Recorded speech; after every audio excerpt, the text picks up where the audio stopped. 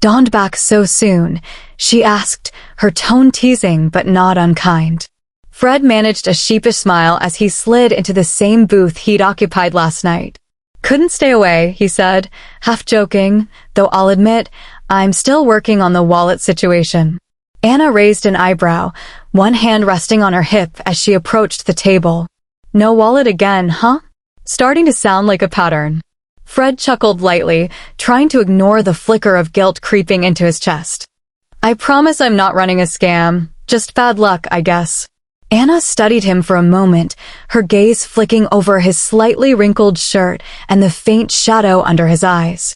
"You don't look like the usual kind of trouble that wanders in here," she said finally, "but you do look like you could use a sandwich." Before Fred could respond, she turned and disappeared into the kitchen. He leaned back against the worn leather of the booth, letting his eyes drift over the room. There was something grounding about the place, the muted colors, the smell of coffee and grease, the easy rhythm of it all. It felt like stepping into a world where things moved slower, where life wasn't measured in deals closed or emails answered. Anna returned a few minutes later, balancing a plate and a glass of water with practiced ease. She set them down in front of him with a small flourish. "Turkey club and water," she said, "on the house again." Fred hesitated, searching her face for any hint of annoyance or judgment, but found none, just the same quiet warmth she carried in her voice and movements. "You're too kind," he said, almost cautiously.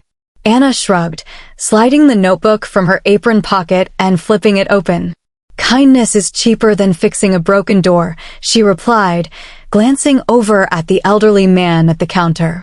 "Besides, you don't seem like the type to take advantage." Fred laughed softly. "That's a relief. I was worried I might be giving off grifter vibes." Anna smiled faintly, tapping her pen against the edge of the notebook. "Not quite. More like a guy trying to figure things out." Fred tilted his head, taken aback by her words. "That obvious, huh?" "Not really," she said, her gaze steady, "but most people don't wander into diners without their wallets unless they've got something on their mind."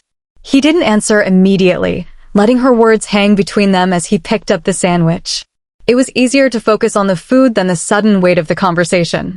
The silence stretched, but it wasn't uncomfortable. Instead, it felt like Anna was giving him space to answer if he wanted to, without pressing. As he ate, he watched her move between tables, greeting each customer by name and memorizing their orders without needing to write them down. She carried herself with an air of effortless competence, but Fred noticed the moments when her shoulders slumped slightly or her smile faded when she thought no one was looking.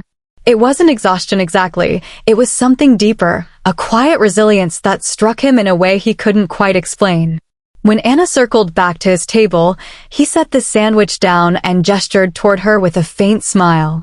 "You've managed this place flawlessly."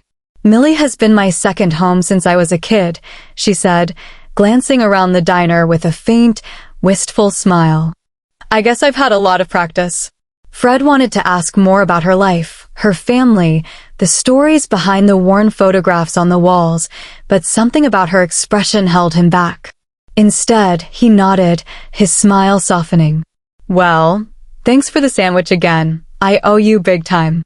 Anna waved him off, already reaching for the stack of plates left behind by another table. "Like I said, just come back when you've got that wallet or don't. Either way, it's just a sandwich." As Fred stepped out into the crisp afternoon air, the sound of the diner door closing behind him felt heavier than it should.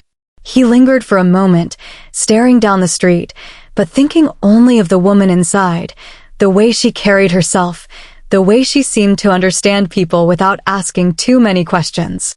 For the first time in a long while, Fred felt the faint stirrings of something unfamiliar, not just curiosity or gratitude, but a sense of peace he hadn't realized he'd been searching for. And with that, he knew he would be back. Fred entered Millie's diner later that week, this time with his wallet tucked securely in his coat pocket. The familiar bell chimed above his head as he stepped inside, greeted by the warm hum of conversation and the aroma of fresh coffee. His eyes immediately found Anna behind the counter, her ponytail swaying as she laughed at something a regular had said. She spotted him and raised an eyebrow as he approached his usual booth. "Third's the charm, huh?" she teased, sliding a menu onto the table. "Let me guess, still no wallet?" Fred grinned and held up the brown leather as evidence.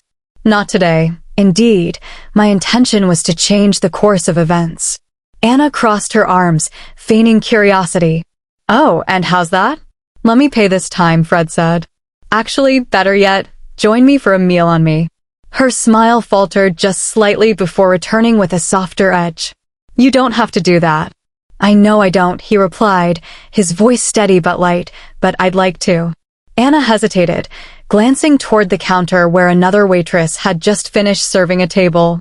"All right," she said finally, "but only because I skipped lunch."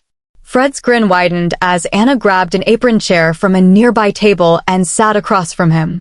A few minutes later, their plates arrived, his usual turkey club and a hearty BLT for her. "All right," Anna began, biting into her sandwich. "What's your story?" "You've been here 3 times in 1 week. I can't be that good a waitress." Fred laughed. "Fair point. I guess I needed a change of scenery." "From what?" she asked, her gaze curious, but not prying. Fred paused, considering his answer. "From work, the people, the noise." Anna nodded, chewing thoughtfully. "I get that. Sometimes you just need a break, even if it's just a sandwich at a diner." They ate in companionable silence for a while, but Anna eventually broke it. "So, what kind of work are you in?" Fred hesitated, the truth hovering just out of reach. "Business," he said vaguely. "It's not as exciting as it sounds." Anna smirked. "You're avoiding the question." "Guilty," he admitted, "but I'm more interested in your story. You've been here since you were a kid." "Pretty much," she said, her smile dimming slightly. "My dad used to run this place. After he passed, I started working here."